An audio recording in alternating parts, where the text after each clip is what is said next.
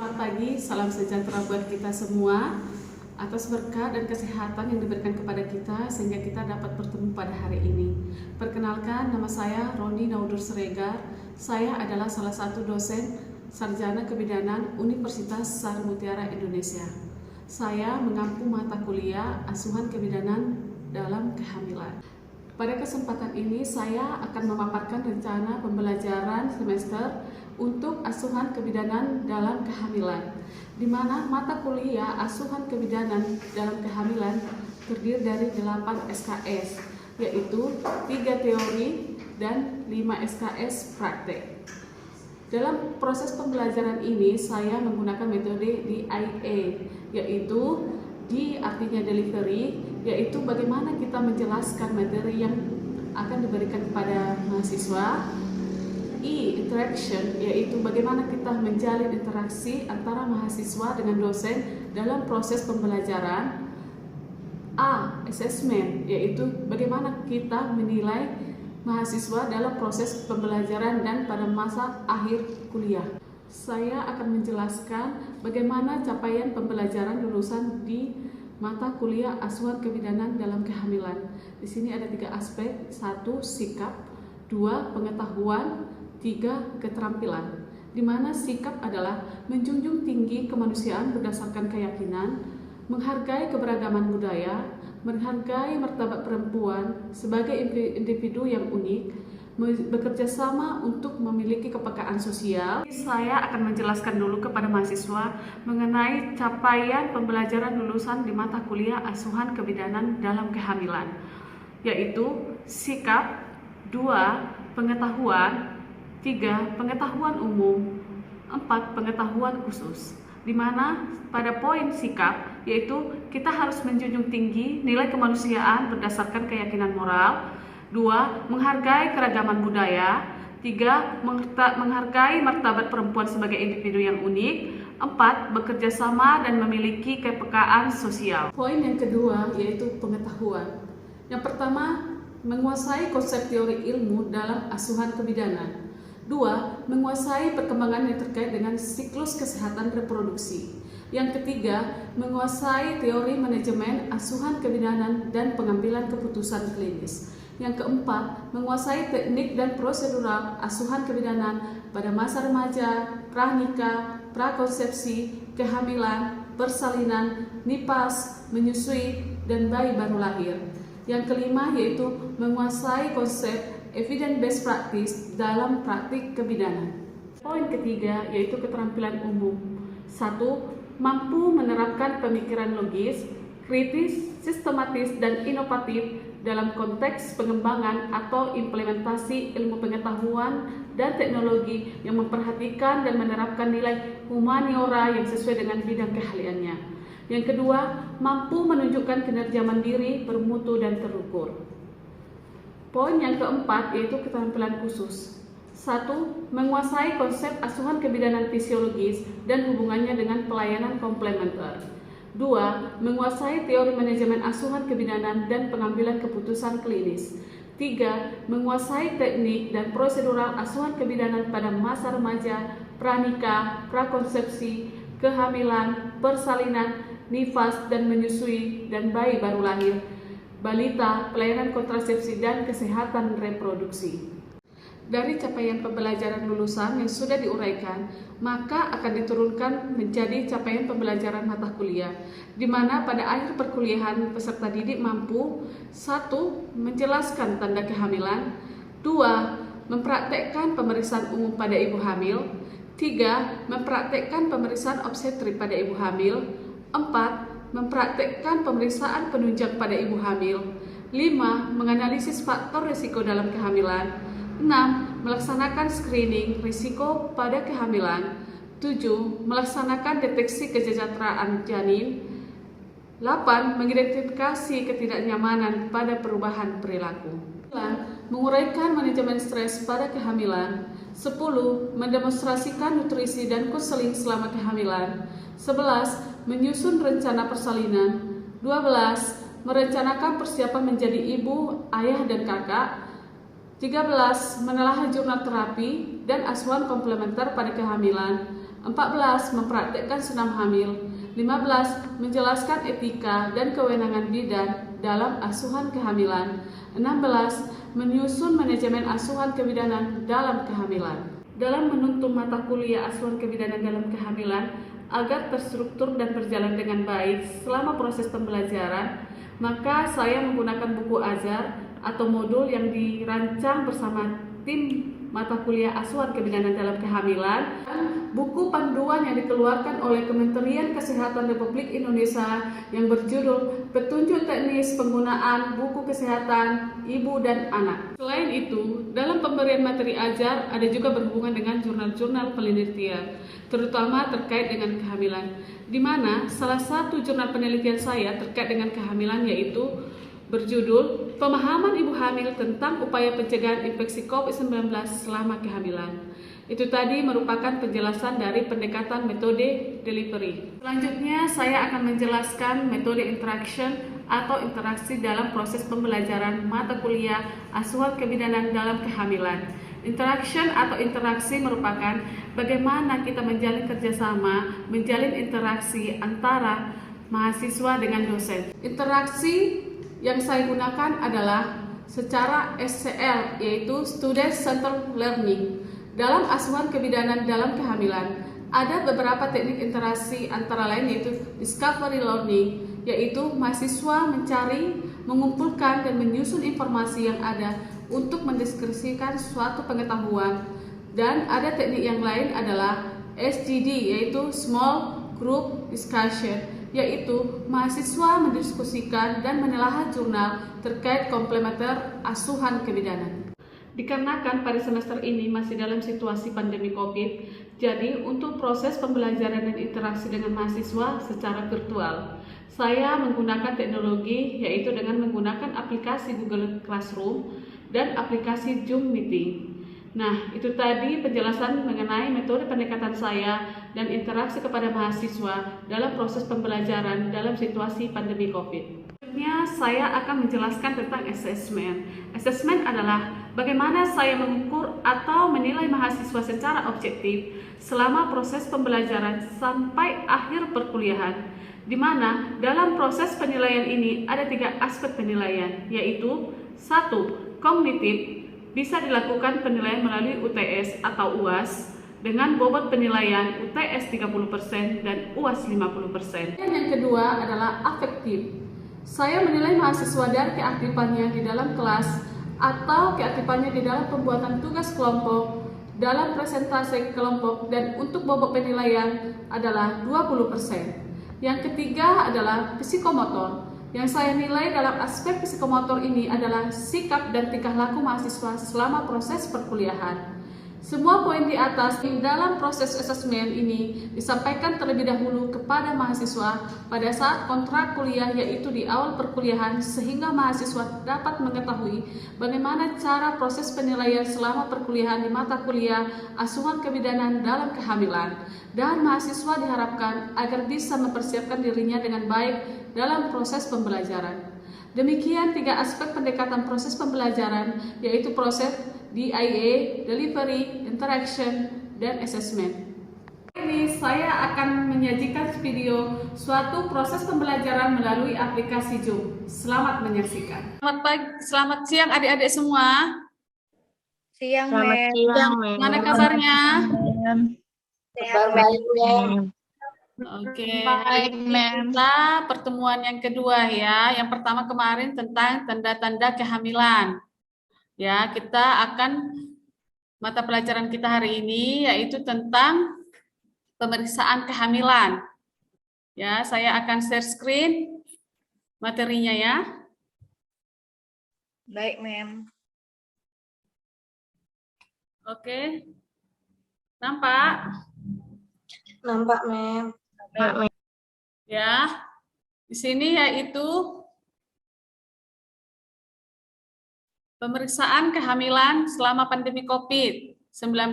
Kita tahu pada saat ini ada namanya pandemi COVID yang bisa menghalangi pemeriksaan kehamilan selama pandemi COVID. Ya, di sini kita akan melihat ya apa sih sebenarnya pemeriksaan kehamilan itu.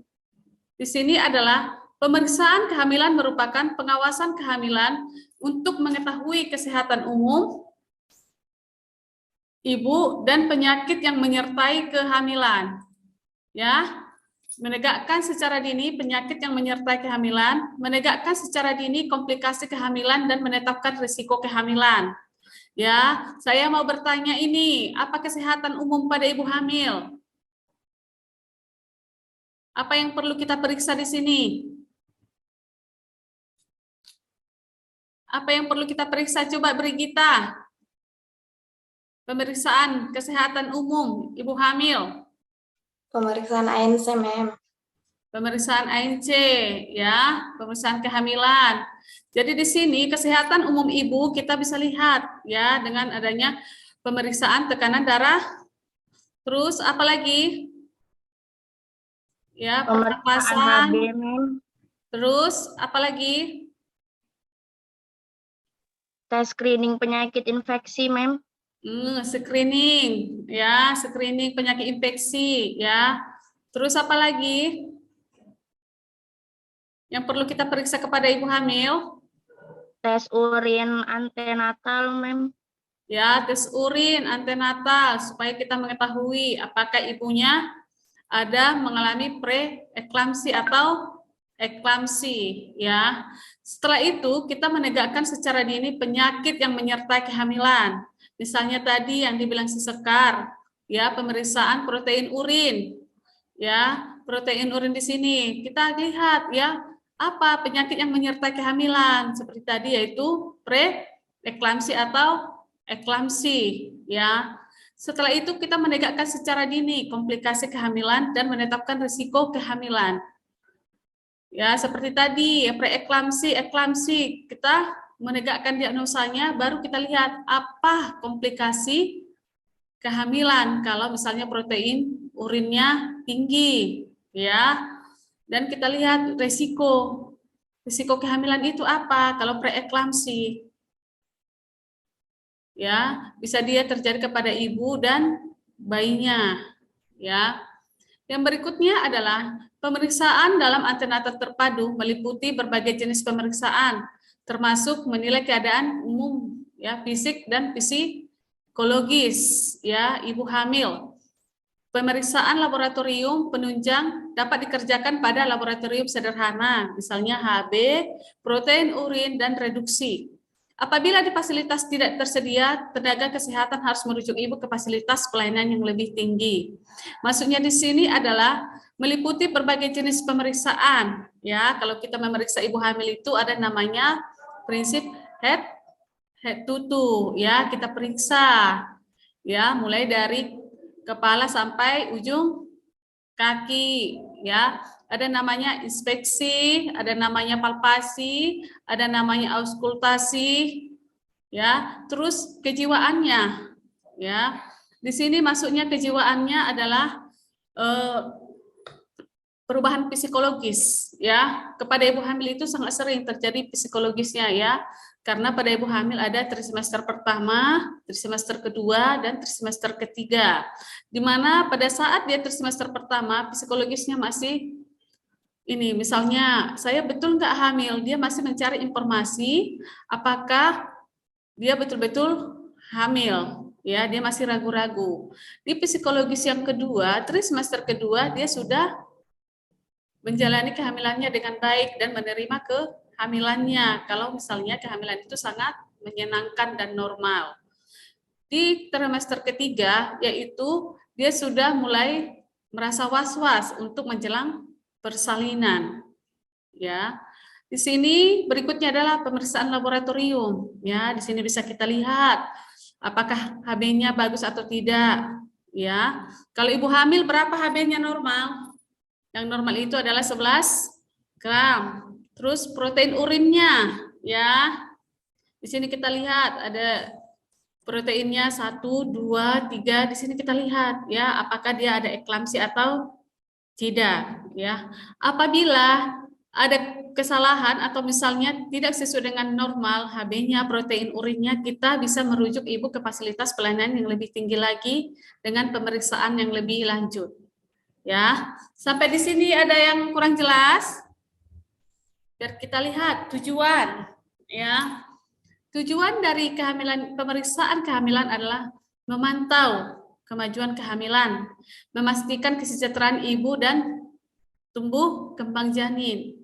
Ya, kita lihat dia. Pertama dia melakukan pemeriksaan kehamilan, yang kita lakukan apa pertama? Kita timbang berat badannya. Ya. Terus apalagi? Tekanan darahnya. Ya. Baru apalagi? Tinggi pundus uterinya, ya. Apakah usia kehamilan sama tinggi pundus uteri sinkron, ya. Terus apalagi? Palpasi, ya, untuk menentukan letak janin, ya, itu namanya Leopard. Leopard ada 4, Leopard 1, Leopard 2, Leopard 3, dan Leopard 4, ya. Coba si Sekar, Leopard 1 apa?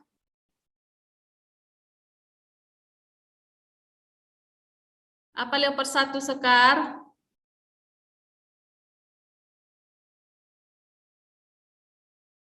Untuk menentukan apa yang terdapat di fundus.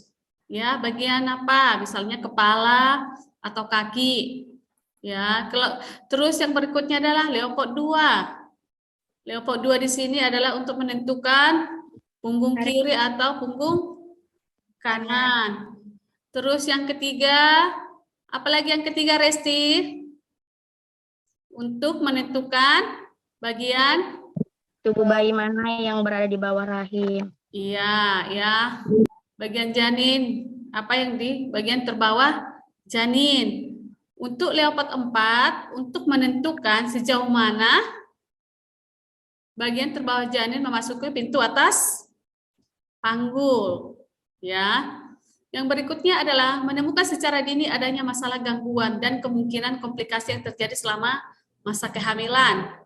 Yang keempat, mempersiapkan kehamilan dan persalinan dengan selamat, baik ibu maupun bayi dengan trauma seminimal mungkin. Yang berikutnya adalah mempersiapkan ibu agar masa nifas dan pemberian ASI eksklusif berjalan dengan normal. Yang keenam, mempersiapkan ibu dan keluarga dapat berperan dengan baik dalam memelihara bayi agar dapat tumbuh dan berkembang secara normal. Ya. Yang berikutnya adalah apa-apa aja, ya. Selama pandemi COVID, bagaimana pemeriksaan kehamilan? Ya, ini yang sangat penting bagi kita. Apa aja yang perlu? Ya, tidak mungkin sama antara pemeriksaan kehamilan selama pandemi dengan tidak ada pandemi, ya. Jadi di sini saya akan bahas sedikit tentang pandemi COVID-19, ya. Bencana non alam yang disebabkan oleh coronavirus berdampak meningkat, jumlah korban dan kerugian sangat banyak, ya. Di Indonesia, kematian ibu dan kematian neonatal masih menjadi tantangan besar dan perlu mendapatkan perhatian dalam situasi bencana COVID-19. Ya, jadi di sini selama pandemi COVID ada kelompok ibu hamil terdapat 4,9% terkonfirmasi positif COVID-19 dari 1.483 kasus. Ya, data ini menunjukkan bahwa ibu hamil, bersalin, nifas, dan bayi baru lahir juga merupakan sasaran rentan terhadap infeksi COVID. Ya, dan kondisi ini kita khawatirkan akan meningkatkan mobilitas dan mortalitas ibu dan bayi baru lahir. Ya, jadi di sini selama pandemi COVID sudah ada terkonfirmasi 4,9% ibu hamil yang terkonfirmasi COVID. Ya, jadi di sini ada ya pelayanan antenatal care pada kehamilan minimal 6 kali. Ya. Jadi di sini ada rinciannya ya, 2 kali di semester pertama, 1 kali di semester kedua, ya. Jadi di sini kita lihat apa aja ya pemeriksaan ANC pertama di semester pertama. Ya. Screening faktor risiko yang dilakukan oleh dokter dengan menerapkan protokol kesehatan, ya. Jika ibu datang pertama kali ke bidan, bidan tetap melakukan pelayanan antenatal seperti biasa, kemudian ibu dirujuk ke dokter untuk dilakukan screening, ya. Jadi screening anak awalnya di sini adalah melakukan swab, ya, melakukan swab. Apakah misalnya dia positif atau tidak? Makanya kita melakukan screening, ya. Terus di sini, jika ada gejala COVID, ibu bisa dirujuk di rumah sakit, ya, yang dituju. Terus ANC yang kedua di semester kedua adalah ANC ketiga di semester kedua, ANC keempat di semester ketiga, dan ANC keenam di semester 3. Ya, jadi sekarang nggak bisa lagi 4 kali kunjungan, tapi sudah harus 6 kali. Terus dilakukan tindak lanjut sesuai hasil screening, ya. Jadi untuk masa pandemi COVID kita harus, kalau misalnya untuk tatap muka kita harus buat appointment dulu atau janji, atau melakukan anamnesis melalui media komunikasi. Ya, bisa secara daring untuk mencari faktor dan gejala COVID-19. Ya. Sampai di sini mengerti? Mengerti, Mem. Mengerti ya? Ada yang kurang mengerti? Mem, izin bertanya boleh, Mem? Ya. Jadi kan, Mem, selama pandemi kan ibu hamil pasti ada tuh hal-hal yang boleh dilakukan dan yang nggak boleh kan, Mem. Jadi di sini Resti izin bertanya, Mem, apa aja sih, Mem, protokol kesehatan saat pandemi ibu hamil? Oh iya, bentar ya. Jadi di sini kita akan melihat apa aja protokol kesehatan yang dilakukan pada saat pemeriksaan kehamilan, ya. Salah satunya adalah menggunakan masker, ya, untuk mencegah terjadinya penularan penyakit saluran napas termasuk dengan COVID-19, ya. Terus apa lagi? Ya, sebelum dia memeriksakan kehamilannya, dia bisa mencuci tangan dulu. Ya, setelah itu apa? Keluarga yang menemani ibu hamil bersalin atau nipas harus menggunakan masker dan menjaga jarak. Ya, terus yang berikutnya adalah rajin mencari informasi yang tepat dan benar mengenai COVID-19 dari sumber yang dapat dipercaya. Ya, jadi tadi kita harus mencuci tangan, terus apa? Menggunakan masker, terus apa lagi? Menjauhi kerumunan atau jaga jarak, social distancing. Ya. Oke, Resti, sudah jelas Ibu menerangkannya? Sudah ngerti? Oke, ya. Terus ada lagi yang mau bertanya? Saya, Mem, izin bertanya, Mem. Ya.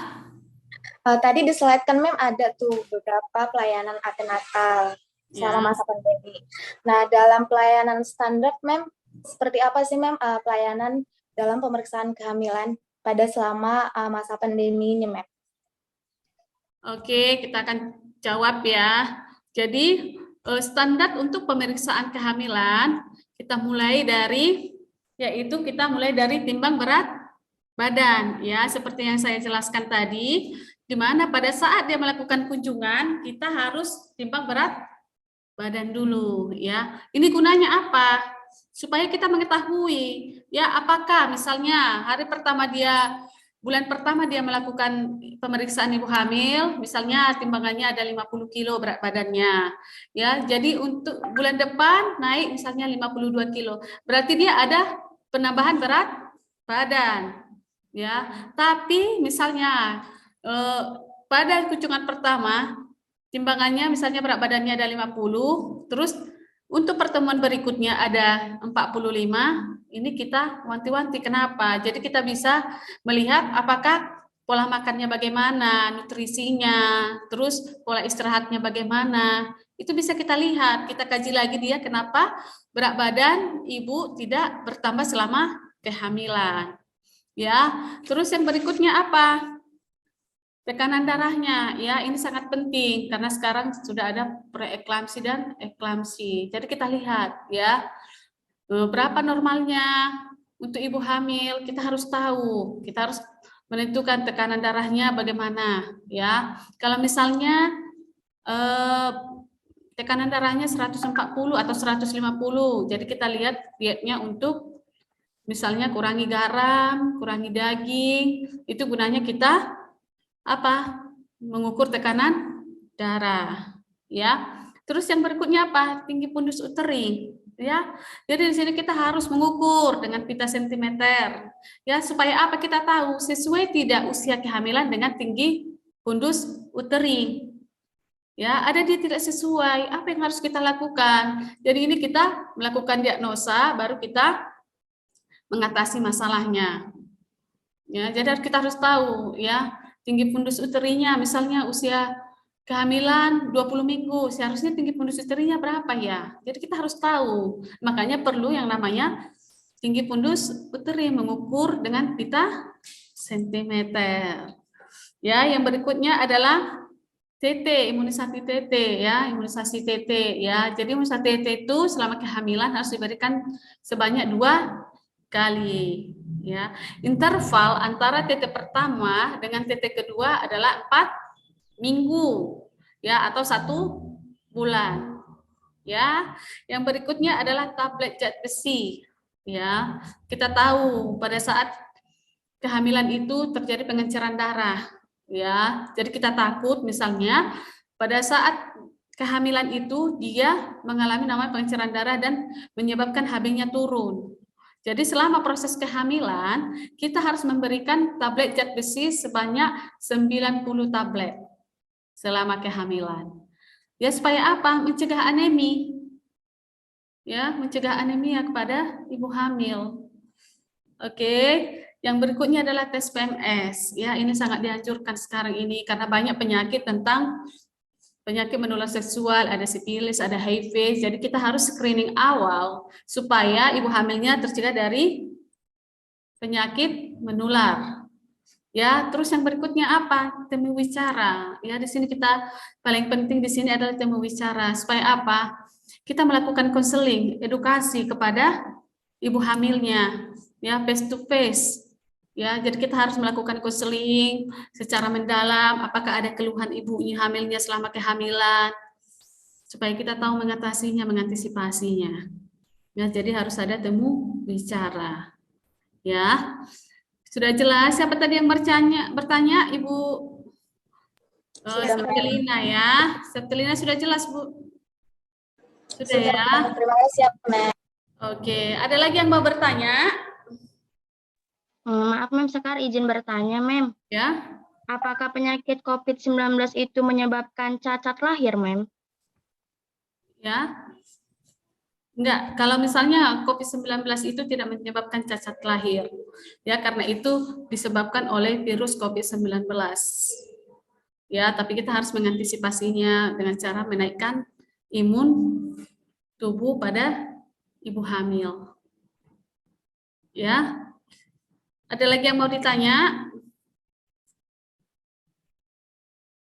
Tas? Tidak ada? Oke.